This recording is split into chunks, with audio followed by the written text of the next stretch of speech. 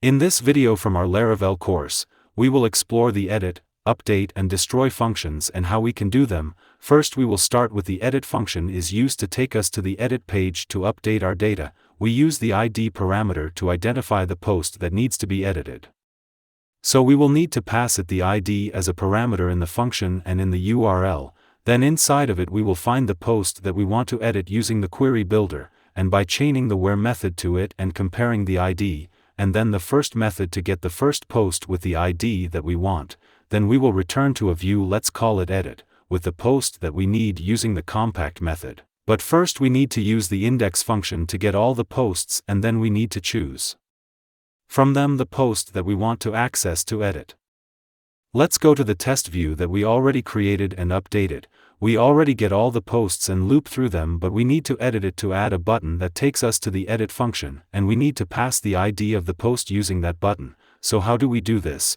We will add an A and then href, and inside of it we will say URL to the edit post, and we will add the ID to it using concatenate. This will create a link to the URL that we specified and will pass a query parameter the ID of the post we are in. Now let's make the root for the edit function.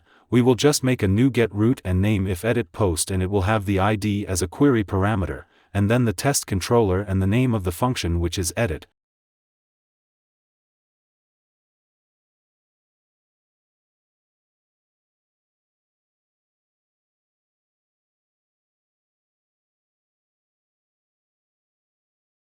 Now let's make the view that the edit function will take us to. Let's first make it that it will display the post and go to test it.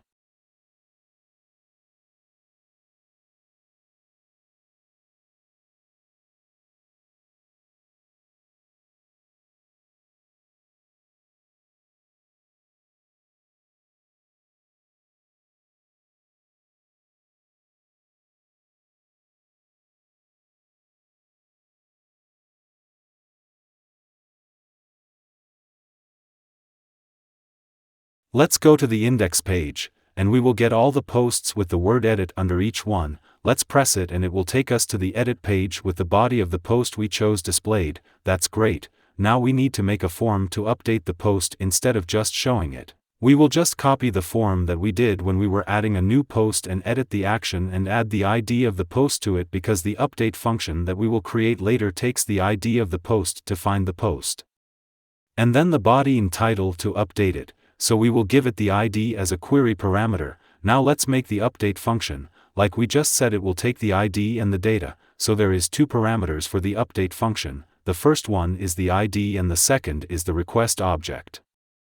First we will search for the post using the ID and using query builder like we did in the edit function, using the where method, but instead of chaining the first method to it, we will chain a new method called the update method. This method will take a key value array just like the insert method that we learned previously, and inside of it we will add a title with the value request title, and body with the value request body.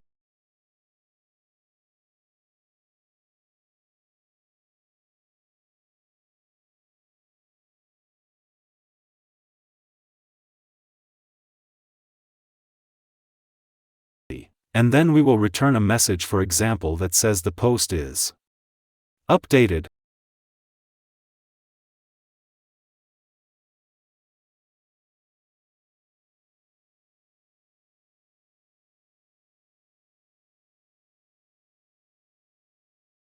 Now let's try our application. So first let's go to the index and press on the edit.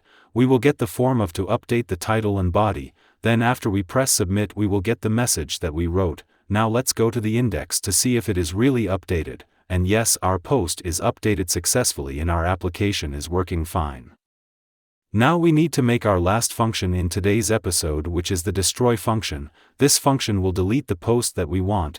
It will take a query parameter which is the post ID. So let's now go and create it to see how we can delete a post using query builder. First we need to pass the ID as a parameter to the function just like we said, and then we will find the post using the where method. And then we will chain the delete method to it which deletes the post with the ID that we have, and then let's return a message that says post is deleted. Now let's go and make the root for this function. This root will take a query parameter which is the ID, then the test controller and then the name of the function which is destroy.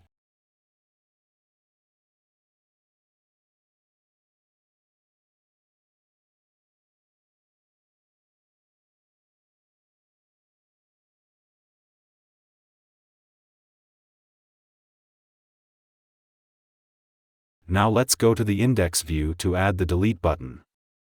Let's copy the edit line and just change the name of the button and the URL, and now let's go and test our application.